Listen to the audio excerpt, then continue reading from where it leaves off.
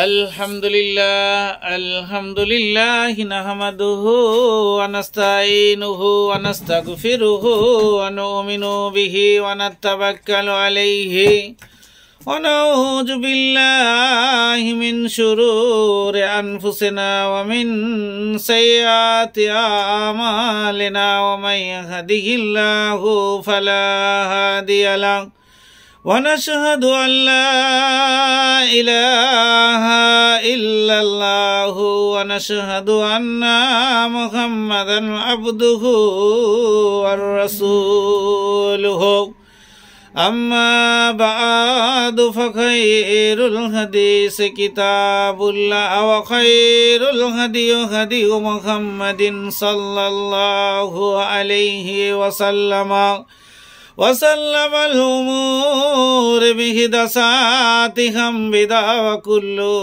بدعة ضلالة وكل ضلالة في النار أما بعد أعوذ بالله من الشيطان الرجيم بسم الله الرحمن الرحيم يا أيها الذين آمنوا إذا نودي للصلاة من يوم الجمعة فاسعوا إلى ذكر الله وذروا البيع ذلكم خير لكم إن كنتم تعلمون فإذا قضيت الصلاة فانتشروا في الأرض وابتغوا من فضل الله واذكروا الله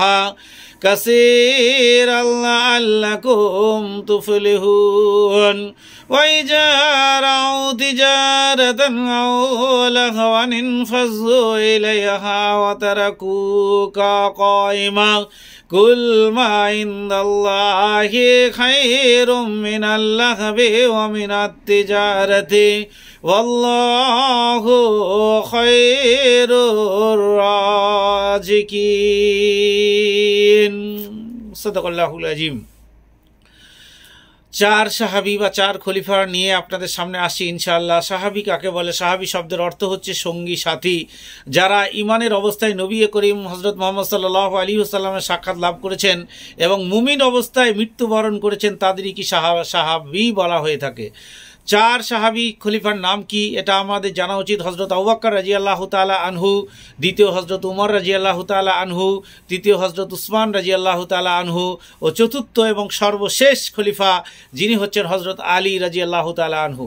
হযরত আবু বকর রাদিয়াল্লাহু তাআলা আনহু সম্পর্কে কতটুকু আমরা জানি? আমাদের প্রিয় নবী হযরত মুহাম্মদ সাল্লাল্লাহু আলাইহি ওয়াসাল্লামের সর্বাধিক প্রিয় সাহাবী ছিলেন হযরত আবু বকর রাদিয়াল্লাহু তাআলা আনহু এবং মক্কার কুরাইশ বংশে তায়ম গোত্রে 573 খ্রিস্টাব্দে তিনি জন্মগ্রহণ করেন। তার পিতামাতার নাম কি ছিল সেটা আমরা কিন্তু জানি না, সেই বিষয়ে দু চারটে কথা জানবো ইনশাল্লাহ। উভয়ই মহানবী সাল্লাল্লাহু আলাইহি ওয়াসাল্লামের হাতে ইসলাম গ্রহণ করেছিলেন শিশু বয়স, উভয় হতে তিনি কোমল ও সুন্দর স্বভাব চরিত্রে ছিলেন। তিনি কে? হযরত আবু বকর রাদিয়াল্লাহু তাআলা আনহু। শিক্ষা দীক্ষায় তিনি ছিলেন সুপরিচিত। শিক্ষা শেষ করে তিনি গোত্রীয় পেশা ব্যবসা শুরু করেন। মহানবী সাল্লাল্লাহু আলাইহি ওয়াসাল্লাম প্রায় সমবয়সী হওয়ার সাথে সাথে হযরত আবু বকর রাদিয়াল্লাহু তাআলার গভীর বন্ধুত্ব ছিল। মহানবী সাল্লাল্লাহু আলাইহি ওয়াসাল্লাম তখনও নবুয়ত প্রাপ্ত হননি, তবু তিনি যা বলতেন হযরত আবু বকর রাদিয়াল্লাহু তাআলা আনহু সবটাই বিশ্বাস করতেন। এরপরে হযরত তিনি মদিনায় কখন এবং কিভাবে গেলেন এই ব্যাপারটা নিয়ে আপনার সামনে আসছি ইনশাআল্লাহ, ভালো করে বলে যাব। হযরত আবু বকর রাদিয়াল্লাহু তাআলা আনহু একবার ইয়ামেনে বাণিজ্য গেলেন।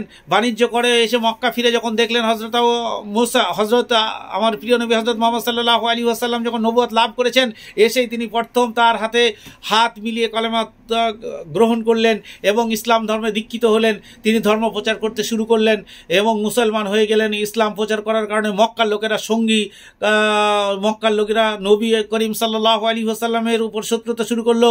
হযরত আবু বকর রাদিয়াল্লাহু তাআলা আনহু কে মক্কায় কাফেররা হত্যা করতে চাইলে হযরত আবু বকর রাদিয়াল্লাহু তাআলা আনহুকে সঙ্গে নিয়ে মদিনায় হিজরত করলেন।